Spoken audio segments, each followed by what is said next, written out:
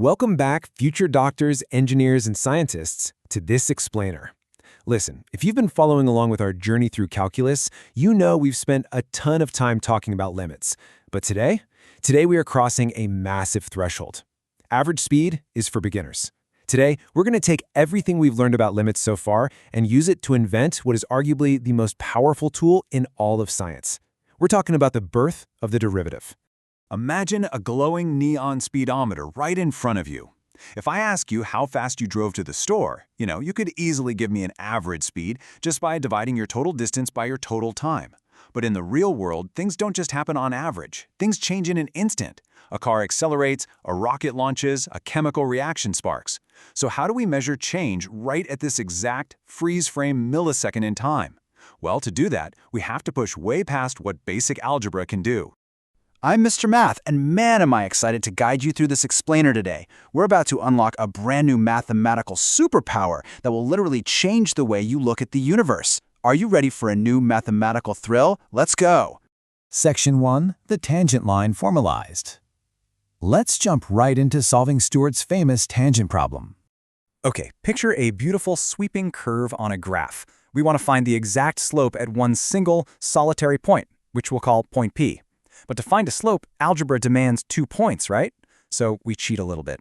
We pick a second point nearby on the curve, point Q. Then we connect P and Q with a straight line, which is our secant line. Now, the horizontal distance between these 2 points, we're going to call that h. So if P is at an x value of a, Q is at a plus h. This secant line simply gives us an average rate of change between those 2 spots. But here is where the absolute magic of calculus steps in. We don't want the average slope between 2 points, do we? We want the exact slope at point P. So what happens if we take that horizontal distance h and we shrink it? Imagine point Q sliding down the curve, getting closer and closer and closer to point P. As that distance h shrinks down to absolute 0, that secant line pivots and perfectly balances on point P. Bam! It becomes the exact tangent line. And this right here brilliantly illustrates the mathematical translation of that exact visual. This is the formal limit definition of the tangent slope. We just take the classic slope formula, change in y over change in x, and we apply the limit as h approaches 0. The numerator, f of a plus h minus f of a, well, that's our change in y. The denominator, h, is our change in x. This equation isn't just some random slope formula. It is literally the foundation of modern physics. Moving right along to Section 2, the derivative at a point. Because this specific limit is just so incredibly important, it gets its own special VIP name and its own special symbol. We call this special limit the derivative of the function f at the number a. We write it as f with a little apostrophe, which we read out loud as f prime of a. Whenever you see this, I want you to immediately think of one very specific phrase, the instantaneous rate of change. I really want this quote to sink in, because Stewart's calculus makes such a profound point here. This isn't just some neat little geometry trick for drawing tangent lines. Whether you're an engineer calculating the exact speed of a falling rock at second number 3, or maybe a chemist determining the precise rate of a reaction the very moment 2 chemicals mix, f prime of a is the universal answer. It completely governs all instantaneous change in the cosmos. Okay, wait a second. Time out. Pause this explainer for just a second and think about this mental puzzle. If you have a function that's just a perfectly flat, straight, horizontal line, like f of x equals 5, what would its derivative be? Think about what the derivative fundamentally measures. It measures change. Does a horizontal line ever change? No, its slope is completely flat, so its instantaneous rate of change, its derivative, must be 0. If you got that, your calculus instincts are absolutely spot on. Section 3. Physical interpretation, velocity. Let's see how this works in the real world. Let's dive right into a practical physics application. Imagine a ball being thrown straight up into the air. If you have a mathematical function that tells you the ball's position at any given time, and we'll call that position function s equals f of t, how do you find the velocity? Well, velocity is just the rate of change of position, right? So Stewart shows us that the exact instantaneous velocity at time a, which we call v of a, is exactly equal to the derivative, f prime of a. You're basically just taking the limit of average velocities over infinitely smaller and smaller time intervals. Let's actually prove this works in practice with a specific algebraic example straight from our source text. Suppose the position of an object moving along a line is given by the function f of t equals t squared minus 8t plus 9. We want to find the exact velocity right when the clock strikes 3 seconds. So, a equals 3. Let's do it. Okay, don't let the algebra intimidate you here. Let's just walk through it step by step. Step 1, we plug our function into the limit definition we learned earlier. We need f of 3 plus h minus f of 3 all divided by h. Step 2, we do the heavy lifting.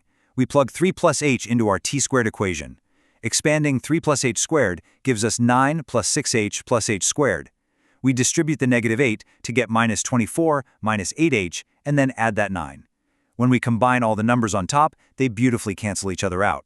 The 9 plus 9 minus 24 cancels perfectly with the f of 3 value. Step 3, we're left with just terms containing h in the numerator. We factor out an h, cancel it with the h in the denominator, completely bypassing that dreaded 0 divided by 0 trap. Finally, step 4, we evaluate the limit.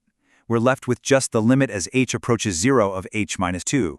Plug in 0 for h, and what do we get? We get exactly -2.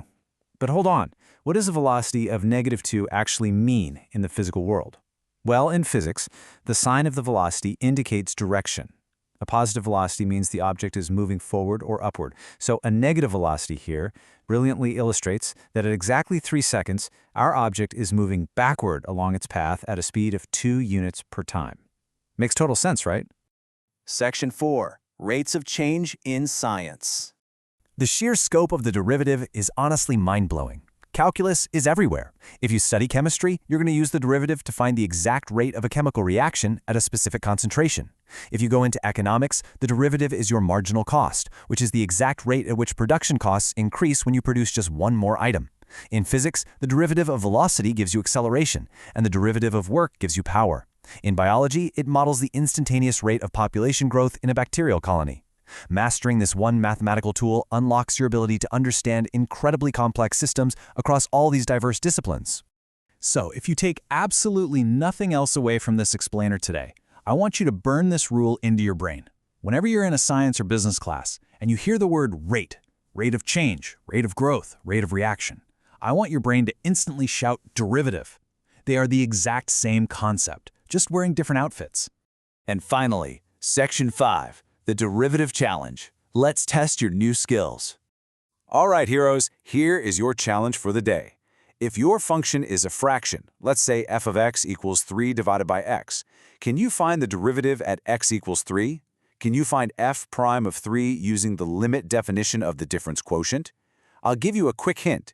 When you set up your limit as h approaches 0, you're going to hit a 0 over 0 wall right out of the gate. You're going to have complex fractions. You know, fractions inside of fractions. You'll need to find a common denominator on the top to combine them, and then use your algebraic rescue skills to escape the trap and find the true instantaneous rate of change.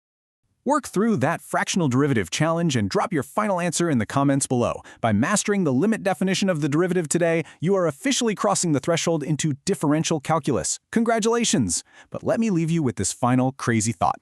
If the derivative tells us the exact speed of a moving object, what happens if that speed is also changing? Can we take the derivative of a derivative? Think about it. Don't forget to support the explainer with a like and a share to see the new MR Math identity everywhere. Keep calculating, stay curious, and I'll see you next time.